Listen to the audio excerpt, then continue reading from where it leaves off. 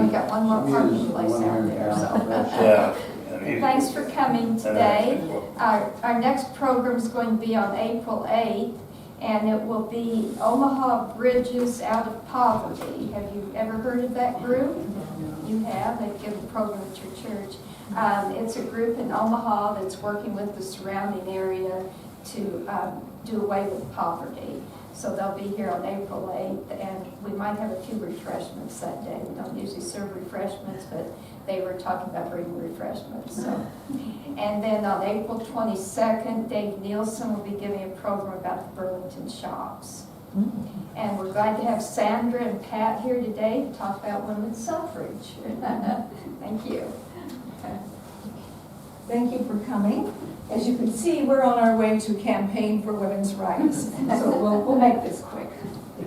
And if our letters drop off, you don't tell us. You just lost her. Yeah.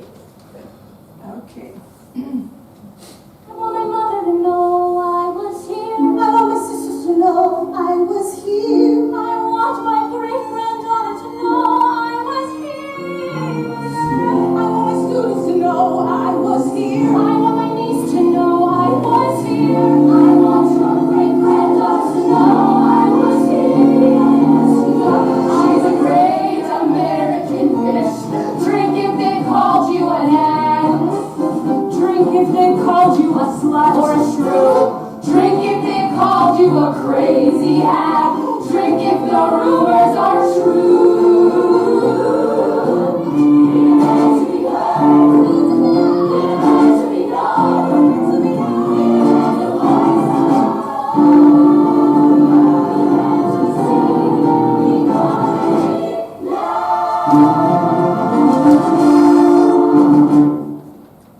Okay, it'll take just a moment to get out of this mode. So that was from the Broadway musical called Suffrage. It was on Broadway for about 10 months. It just closed not long ago. And PBS is right now preparing a program, so kind of watch for that, the complete program, the complete play. And then in September, this group is going to start a tour. So looks like it might be pretty good. So today we're going to talk about women's suffrage. March is Women's History Month, so we're going to celebrate, and it is celebrated, the contributions of women to American history, including the women's suffrage. And I always want to say, it's not suffrage, that's to suffer.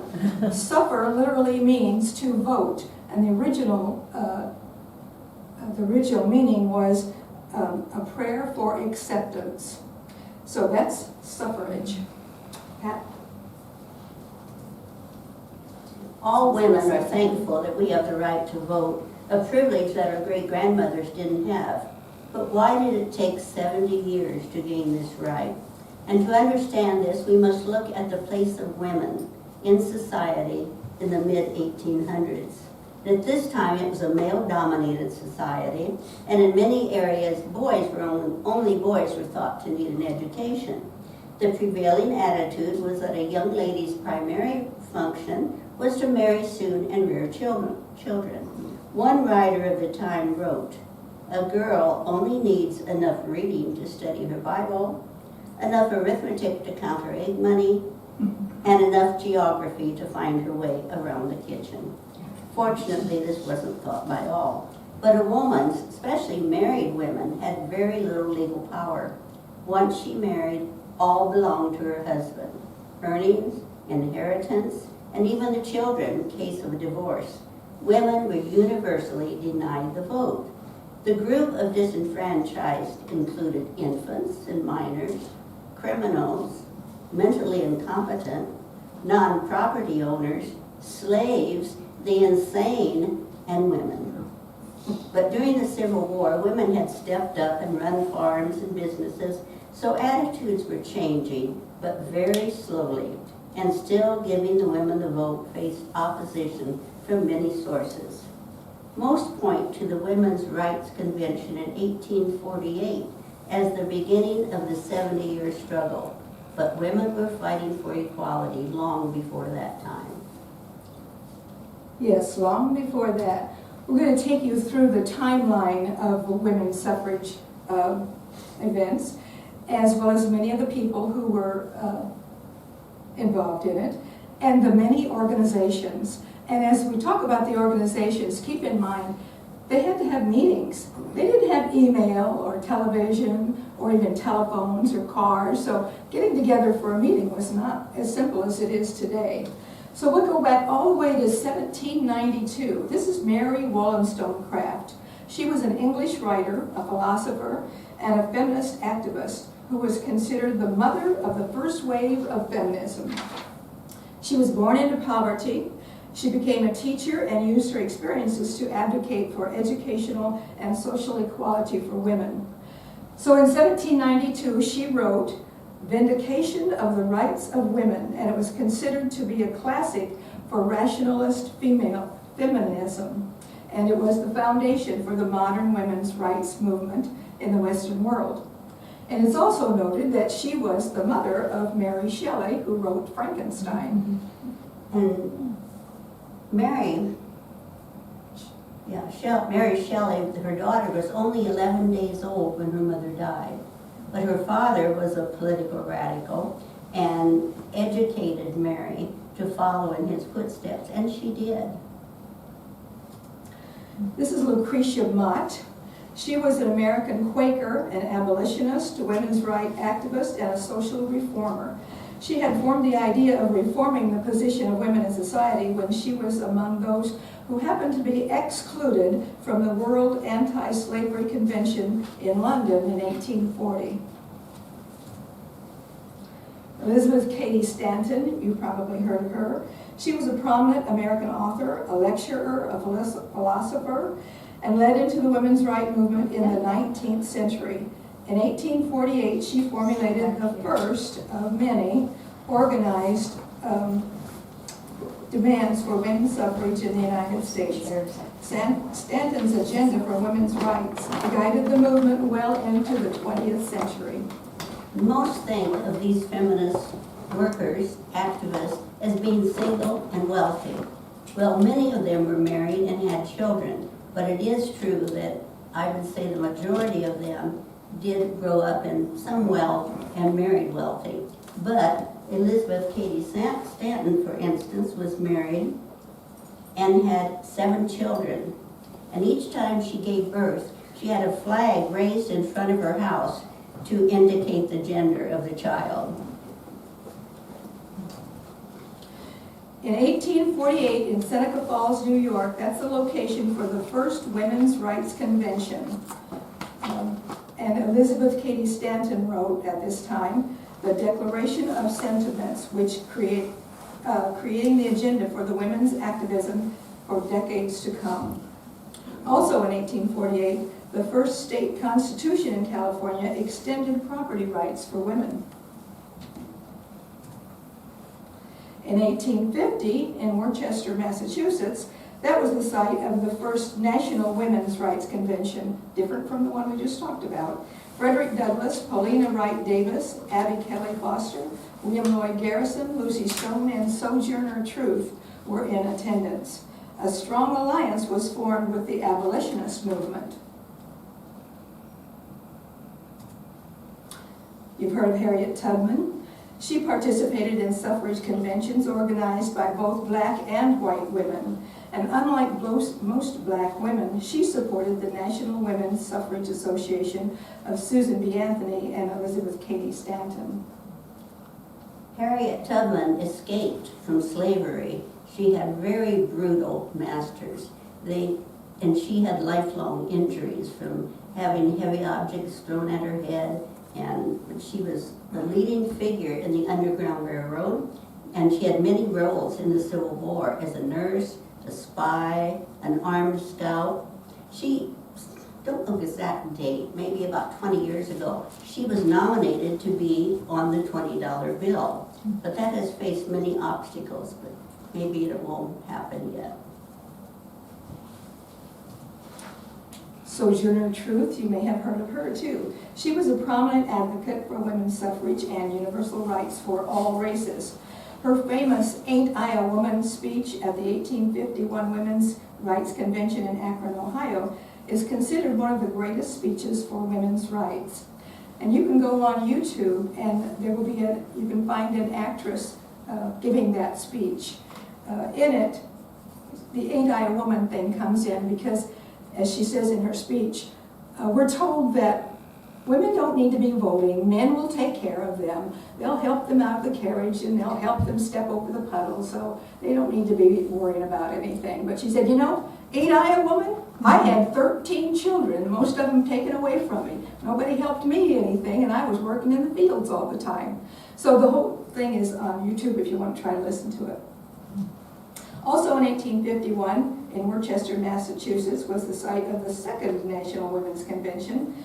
Participants were Horace Mann, the New York Tribune columnist Elizabeth Oakes Smith, and Reverend Henry Ward Beecher, one of the nation's most popular preachers, and he happened to be the brother of Harriet Beecher Stowe. And when Harriet Beecher Stowe wrote Uncle Tom's Cabin. Tom's Cabin, I'm sorry, I read it several times. Uncle Tom's Cabin, people would say, what do you know about slavery? You're a Northerner. Well, she was an abolitionist, as was her father and the entire family, and she took every opportunity to visit with runaway slaves, freed slaves, and did what she could, what a Northerner could, to help the freed slaves. So she really did study the subject. And Harriet Beecher Stowe, also, she had 7 children, and not really wealthy, but probably she had relatives that would take care of the children. And I'm sure other of these ladies did a call on their family to help out. In 1852, the issue of women's property rights is presented to the Vermont Senate by Clara Howard Nichols. This is a major issue for the suffrages. Uncle Tom's Cabin by Harriet Beecher Stowe was published quickly, and that quickly became a bestseller. 1853, women's delegates Antoinette Brown and Susan B. Anthony were not allowed to speak at the World's Temperance Convention held in New York City. Another thing, when I mentioned that many think of these ladies as being single, I think overall they were definitely very, very intelligent women. And most of them had some education. And Susan B. Anthony learned to read and write at age 3. So it shows her intelligence. And she was active in social reform from a teenager. And at that time, it was a custom to not give girls middle names. And she and her sisters, there was a great craze then for teenagers to have a middle initial. So she added B, adopted B as her middle initial, because her namesake, Aunt Susan, had named a man called Brownwell. But Anthony never used the name Brownwell herself because she didn't like it. But apparently everyone, all the journalists picked it up because she's always known, never known as Susan Anthony, as Susan B. Anthony.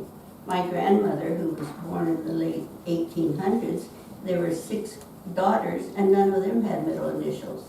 The boys did, so I don't know. She never, you don't ask those things. So.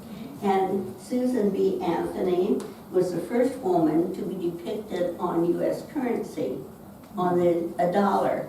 But it just was not accepted, and some of you probably know why. It was because it's so much the size of a quarter. So it was discontinued and then picked up again, but so I don't know. This is Sandra's. I don't know if it has value, but who knows? So 1861, of course, was the time for the Civil War. And during the Civil War times, the suffragettes did not do much campaigning. They lent all of their efforts toward the Civil War. So here in the top row, you can see that they worked in hospitals. Some of them even put on uniforms and worked, fought with the men. The third picture there is a woman shaming her husband into joining the army. And then the last one is some of the women followed the camps where they could cook for them and take care of their men.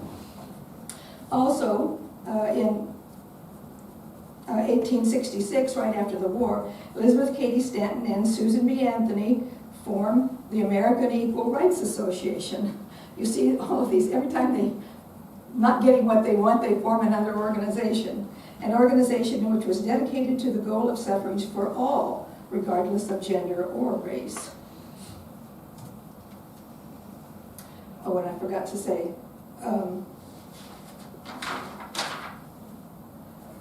just a second, let me back up a second. Elizabeth Cady Stanton also and Susan B. Anthony, Parker Pillsbury published the first edition of The Revolution, and that was back there. This periodical carries the motto, men, their rights, and nothing more. Women, their rights, and nothing less. Did you have anything to say after that? No? No. Okay.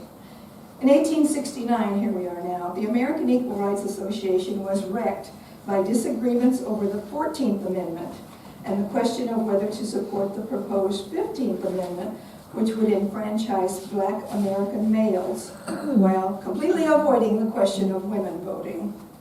Elizabeth Cady Stanton and Susan B. Anthony found the National Women's Suffrage Association, called the NWSA, which was a more radical institution, to achieve the vote through a constitutional amendment, as well as to push for other rights for women's issues. And this was based in New York. So this one, the radical one, they called it, wanted their amendment for the whole nation. Also at this time, Lucy Stone, Henry Black, and Julia Ward Howe were the more conservative activists from the American Women's Suffrage Association, that would be the AWSA, to work for the women's suffrage through individual states. So that was the difference between the two. They said, well, let's just go for each state. And it happened at that time then, that 1869, that women were allowed to vote in Wyoming. So they were the very first one. In 1870, the Fifth Amendment gave black men the right to vote. Isn't that what it says? Yeah, the 15th Amendment. The NWSA refused to work for this ratification, and instead the members advocate for a 16th Amendment, which would dictate universal suffrage, not just for black men. And Frederick Douglass broke with Stanton and Anthony over that. He couldn't go for that. The Women's Journal was founded and edited by Mary Livermore, Larry Stone, and Henry Blackwell. 1871, Victoria Woodhull addresses the House Judiciary Committee arguing women's rights to vote under the 14th Amendment. And interestingly, in 1872, Susan B. Anthony cast her ballot for Ulysses S. Grant in the presidential election and was arrested for doing so and brought to trial in New York. At the trial, the judge instructed the jury to just go ahead and find her guilty right now. You don't even need to deliberate. She's guilty. And they fined her $100, which she would not pay and did not pay. At that time, 15 other women were arrested for illegally voting. Sojourner Truth appeared at the polling booth in Battle Creek, Michigan, and demanded to vote, but they turned her away.